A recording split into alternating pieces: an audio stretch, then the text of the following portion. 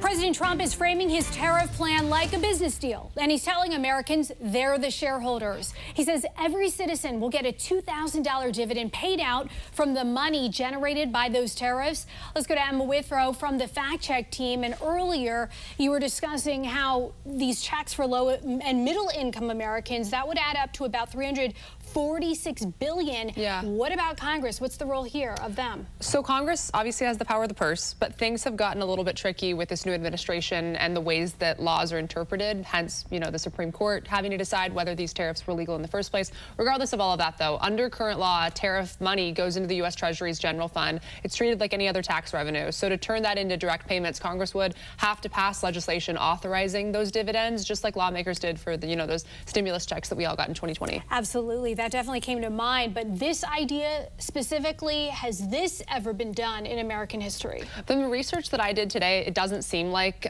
this specifically has been done, but there have been times that the feds returned money to the public, but it was always almost through Congress. So the closest parallels would be those COVID stimulus checks, also the tax rebates in 2001 and also 2008, those economic stimulus payments that happened. The only true dividend model in the U.S. exists actually at the state level in Alaska, where oil revenues from state-owned lands are invested and then paid out to residents through this Alaska Permanent Dividend Fund, which I thought was really interesting. That is an interesting potential connection. We'll see how far this goes. Emma, thank you so much. And for more on this Fact Check Team topic, including links to their sources, scan the QR code or visit thenationaldesk.com.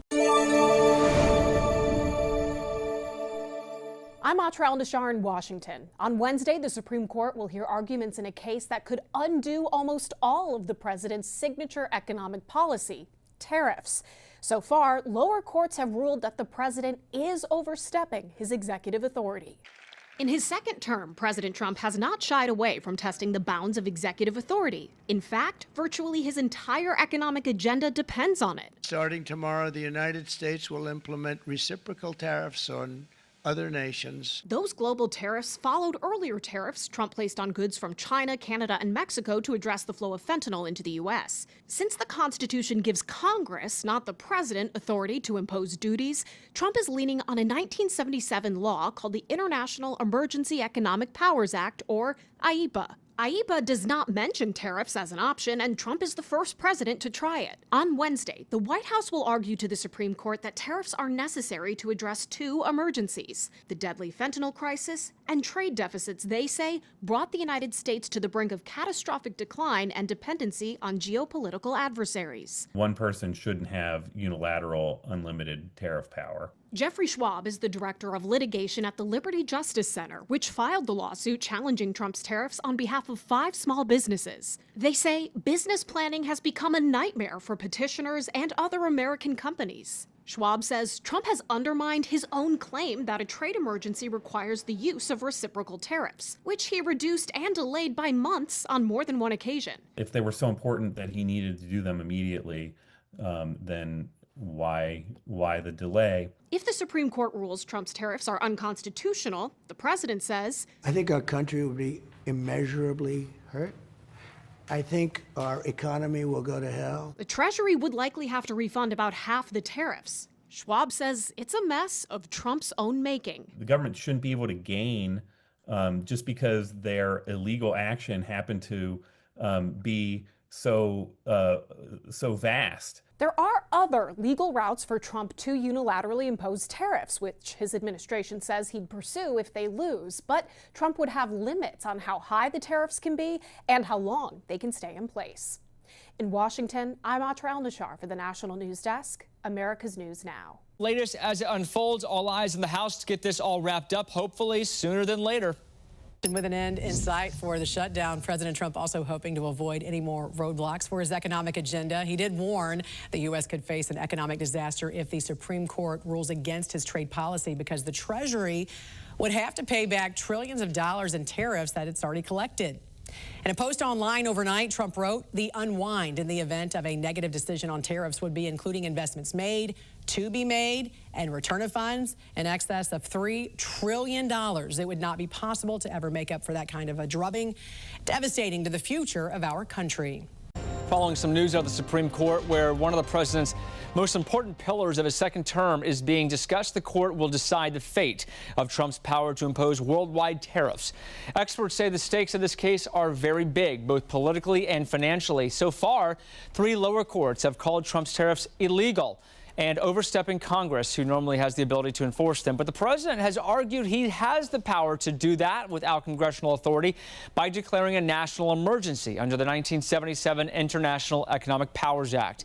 The president says the majority of his second-term agenda could be derailed if things don't move forward the way he has planned it to. In a post on Truth Social in the past 24 hours, he's been pretty frank about this. We'll show you the post now. He says this is a life-and-death situation for the country. He goes on to say that without it, we are virtually defenseless against other countries who have for years taken advantage of us. He also went on to talk about the stock market. Recently, the High Court has handed the Trump administration some pretty big wins, including presidential immunity, limiting nationwide injunctions, and immigration policies as well. Certainly tracking what happens at the Supreme Court. We'll have the very latest for you this afternoon and anytime on our website, thenationaldesk.com. While defending his tariffs in a post on Truth Social, President Trump said he planned on giving all American citizens, aside from high-income earners, a dividend. Let's go to Emma Withrow from the Fact Check team. Any indication who specifically would qualify for these bonuses? So there hasn't been like an official plan released or anything. All we've seen was that one post from Truth Social from President Trump. And we don't really know who he considers to be high income. But what we do know is that he plans to use money generated by the tariffs to dish out these bonus checks, or as he's calling them, dividends. And he said the checks would be about $2,000 a pop. Also, Treasury Secretary Scott Bessent told Fox News that the dividend could come in lots of different forms, lots of different ways. So maybe we could even see certain tax cuts, but there's also the possibility they could be like that stimulus check that we saw. Still remains to be seen, but yeah, that definitely came to mind. When we're looking at whether these tariffs have generated enough revenue to pay for all of these dividends, what is the outlook? So at this point, it doesn't look like they would have the money or the means to do that right now, but potentially in the near future. So according to the Committee for a Responsible Budget, the tariffs generated around $195 billion in fiscal year 2025. And according to the U.S. Census, around 173 million Americans made less than $100,000 in 2023. So that would add up to about $346 billion if they were to cut, those $2,000 checks for each of those people. However, the Tax Foundation predicts that the tariffs are going to generate around $1.8 trillion over the next 10 years. So in the future, it seems like there would be enough to cover those $2,000 dividends that Trump is suggesting. We're just going to have to wait and see how it all plays out, especially with the Supreme Court. Absolutely. That's a good point. Emma, thank you so much. A little later on, Emma will be back to dig into the legality of dividends being distributed to the American people and whether it's ever been done before.